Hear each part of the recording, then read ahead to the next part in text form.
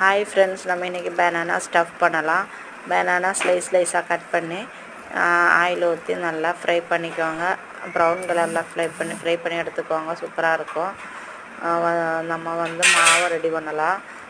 மாவு கொஞ்சம் மைதா மாவு, அரிசி மாவு, அதுக்கப்புறம் கொஞ்சம் சோடா உப்பு, ஒரு முட்டை, சீனி எல்லாத்தையும் நல்லா தண்ணி ஊற்றி நல்லா மிக்ஸ் பண்ணிக்கோங்க.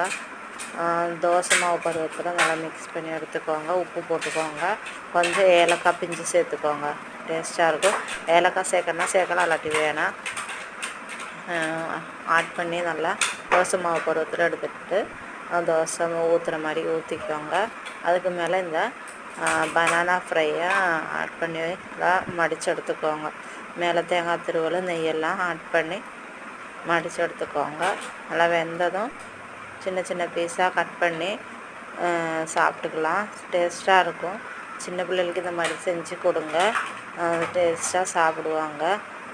எல்லோரும் ட்ரை பண்ணி பாருங்கள்.